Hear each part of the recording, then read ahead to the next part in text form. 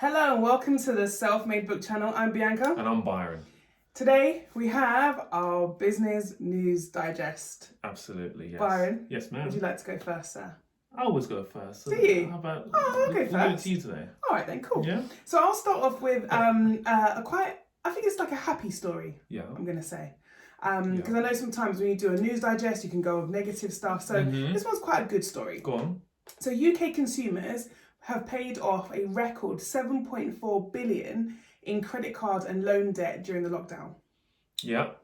And I thought that's a really positive story because I think over the last couple of months in lockdown, there's been lots of kind of doom and gloom about how people don't have any money, how they're struggling, or there's assumptions, I think, that people don't have any money and they're struggling. Yep. And in reality, people are at home, with less expenses because they're not traveling to and from work.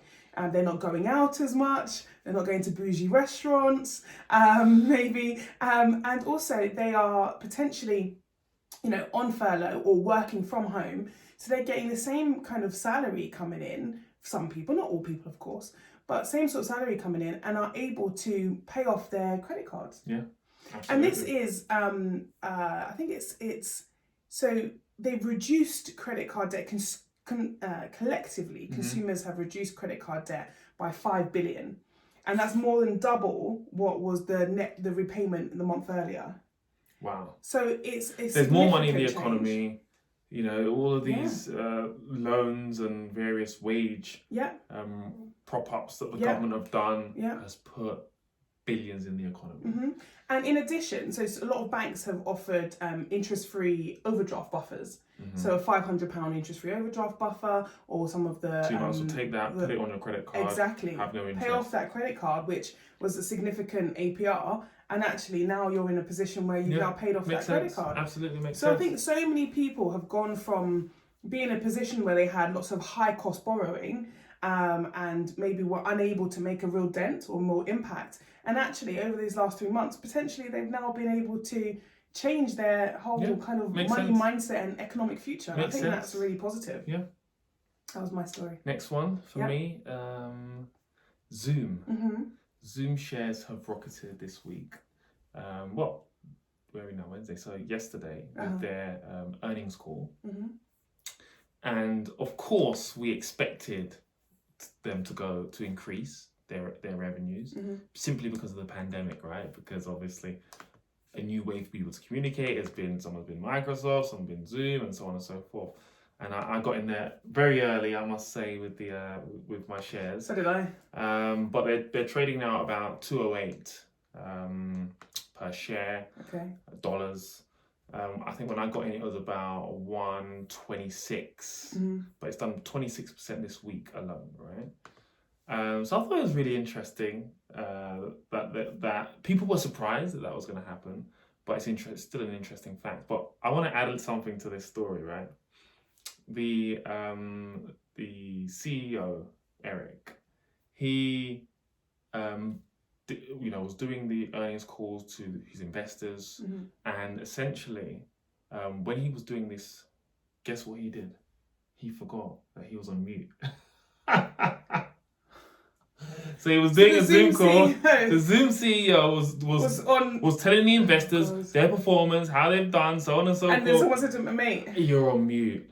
And it's so funny because you see so many... everyone does it. People have done it, but can you hear me? But who's talking? Everyone's like, you're on mute, mate. You're on mute. So I'll give you some of the financials very quickly, right? Okay, cool. So in the first quarter revenue is 328.2 million, which is up 169% year on year.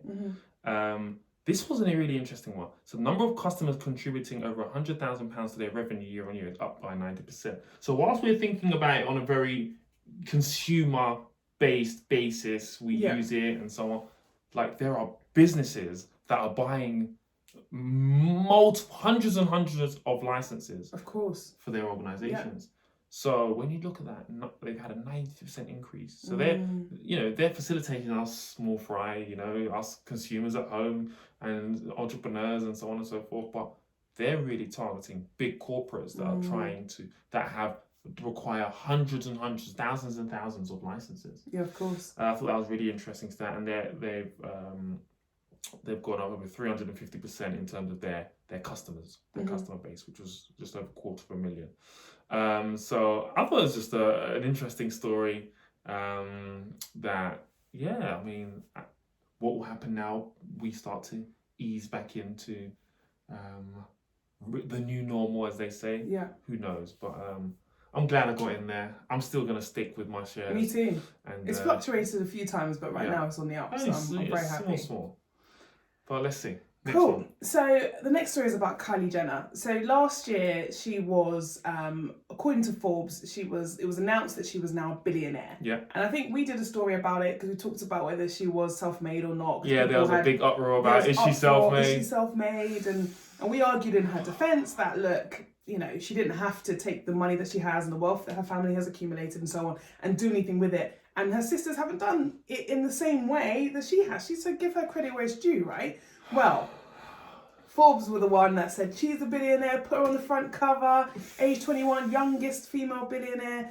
Amazing story, of course. Well, this week they've come out and said, well, she's not actually a billionaire.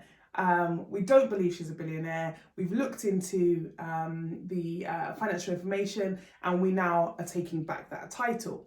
Now, this is what has happened. She has sold 51% of her beauty company, Kylie Cosmetics, to a brand called Coty. Coty own loads of brands. Yeah. Rimmel, Beyonce's makeup brand, Gucci, like they're in the game. They know what they're doing. In the game. They know what they're doing. Another. They've purchased 51% of her brand to enable her to scale more globally because currently her sales are concentrated in the US. Anyway, so in doing so, they paid her 600 million for the 51%. That means her company is valued at 1.2 million or so. 1.2 billion, or so. And so she was now, that's it, she's a billionaire. Fantastic. Well, now Forbes have come out because Coty are a publicly listed company. Yeah. They have to provide all of their financial information. And it would appear that the sales that the Jenner family had purported to having is not true. So their year one figure of X amount, I think it was 300 million or whatever, when they really looked at it in the real figures that have come out via Coty, is half. So they are Forbes are basically saying that they fraudulently manipulated the numbers and provided numbers that were they have said were fictional. Yeah. So when I read this story, obviously it's shocking. Like, if for a family to go to that extent, and according to Forbes, they've gone to that extent to manipulate the figures in order for her to be on Forbes. And they haven't actually said it's because so that they could sell the brand for what they sold it for. They've not actually conflated that. They just feel that it's because of the Forbes issue. Yeah. But what was interesting is you read the whole article, and it was a lengthy article. They said, so she's not a billionaire, she's falsified all these documents, they inflated the value, blah, blah, blah, blah, blah. And really, she's only worth 900 million. So I got to the end of the article. I was like, what? She's not a billionaire. She's only worth 900 million. Oh no. What a shame. I really felt deflated by like the outrage. The outrage. The outrageous conclusion. It's outrageous. She's 100 million short, which obviously 100 million is a lot of money, but she's 21. She's 22 now. She's 22. She's 22. And now the other stories are coming out. She's living this billionaire lifestyle. She bought a private jet, which is 50 to 70 million. She's gone and bought the land next to her current property. So she has a property at 12 million. She bought the land next door for 15 million. That private jet she's probably expensing anyway. Yeah, of course. And spreading the payments. Business expense is probably costing her very little to nothing. Yeah. And why not? And you're saying she's living a billionaire lifestyle. How dare she? She's on 900 million. So, in short, I just thought it was an interesting story because actually, if you read between the lines, okay, maybe they did falsify documents. That would be obviously very unfortunate. But she's still, doing significant numbers. Why do you think people are so outraged? I just think it's because she's, reality TV star that has against all odds has done extremely well. Against all odds? Most the original reality TV stars didn't do. I don't know if you say against all odds, Not against odds, but she's done well outside of her expectation. They put her in a silo. They said she's a reality TV star. This is where she needs to sit, and she's now gone and done things outside of it, and done extremely well in doing so. So Kim Kardashian has her own beauty range, KKW, and she has a shapewear range. But it's done well, but it's not done as well as hers. She's the youngest member of the family. She's more relatable to the younger generation. She was the ugly duckling, and people now are like, oh look what she's done. So that's fine. Anyway, what I thought was really interesting, just to close, was her response to all of this. What did she say? So she's not put out any official responses as such, but however, she responded on Twitter. And she said, and I quote, "What am I even waking up to? I thought this was a reputable site. All I see are a number of inaccurate statements and unproven assumptions, LOL. I've never asked for any title or tried to lie my way there ever, period." Then she said, "Even creating tax returns that were likely forged, what is your proof? So you just thought they were forged. What am I actually reading?" So the problem comes is Forbes are like, that their quote is, even creating tax returns that are likely forged. They've got no proof either. Yeah. So. Yeah, interesting. Is it even an argument worth arguing about, really? Who fell out with who at Forbes? I don't know, but the Jenners are no longer responding to Forbes apparently. What was their agreement that we don't know about? Well, why you would suddenly go to all of this effort, immense amount of effort. But in other news, great marketing. Coty looks like an interesting company to buy shares in. Yeah, their shares have dropped considerably because of that story. They're going back up again, but I'm not giving any financial advice here. I read a few things and it was really interesting. Cool. These beauty brands. Your final story, Byron? My final one isn't as exciting as that, unfortunately, people. Oh. But I just found it quite interesting. Okay. For a number of reasons. So it is, there was a 50p piece that was sold on eBay for £10,000, 10,100. Yeah, the listing ended last week. And no, it didn't. 7th, I think it was.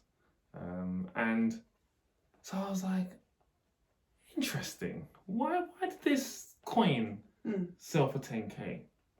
It was an Olympic coin for part of 2012. Essentially, what happened was the mint produced like 28 different coins to represent each different sporting event for the Olympics. Right.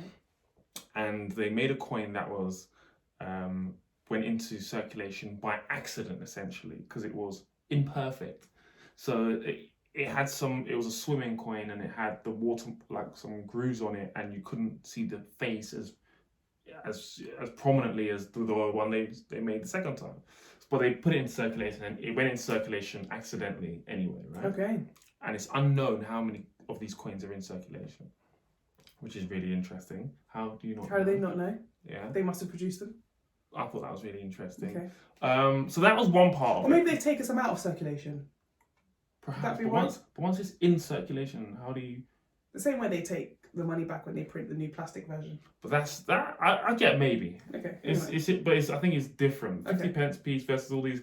They know how many notes they've got. Sure. Surely you know how many you've made, right? Anyway, and then if you are taking it out of circulation, surely you know how many you took out. Yeah, fine, go on. Anyway, the other part of this, well, it's not part of the story, but so I wanted to do my due diligence on the story, of course, and make sure it's real. So I went to eBay, I went to completed listings, I found the actual coin. There was 60 odd bids on this coin, but I was really surprised by the amount of other coins that was sold on eBay for 5k plus, 50p pieces. I'm going to go through all my 50p. Forget anything else, but just 50p pieces. That was just what I typed in to just verify that this is a real story. How do you even know which coin is the... Well, there is a way. So you can send your coin to the Mint Museum. That was my response. That's what I said. And it takes them a number of weeks to verify. And I said, well, why if they don't send it back? Yeah. I was like, nah, I'm not interested in that, right? And they decide, oh, we like this coin. This one, no. So you can send your coin to the Mint Museum to have it verified. You need to have it verified. I was like, no way! Who's doing it? If they're not pictures online that say, what's in the post? This coin is worth this coin is worth that. Well, there is it's called Coin Exchange. There's somewhere called Coin Exchange or something like that. Okay. And there's a place that it tracks the sales and so on and so on. I'm not too sure the exact process, but there is something that can tell you. But wouldn't you just go to an expert or a consultant and you just take it to them, you pay them their fees, and you just move on with life? But now everyone's going to grab their 50p's out. What? So that's the part of the point, right? Right. There are an unknown amount of 50p pieces out there in circulation. So people, please go and check your 50p pieces and see if you have one that is worth thousands, well, in this case, 10,000. So I just thought it was really interesting. And I'm probably one of the worst people for something like that. I get these coins and people say, oh yeah, that one's going to be, that's a really good one. I think I even had, yeah. And then like put it somewhere, and I actually think I might have one, but I'm not sure where it is. Check, please. Now think about it. Yeah. Because I'm sure I kept, because someone was like, keep it. Well, that was the story anyway. So it was on there for 10 days, sold for, £10,101. How do you verify that it's the real coin? It's like buying authentication on it. There's a whole world out there. There are places you can verify your coins. I know, but when you're buying on eBay. Yeah, so there are some do's and don'ts. I did read online. It wasn't that of interest to me because I'm not in that space, but there are some do's and don'ts. And a lot of people were saying be very, very careful when buying on eBay. And if you're not an expert in your field, you shouldn't just go in blind and buy it on eBay, essentially, was the synopsis of what I read. Is there like a middleman, pawnbroker thing that will take it and sell your coin for you? There are coin specialists. Must be. Yeah. New world. New anyway, world.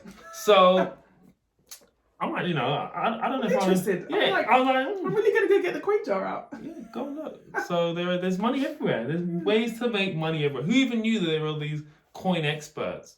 But no, I think we all knew there's certain coins that have significance and are worth something, but you might not think the average don't. Yeah. Anyway, cool.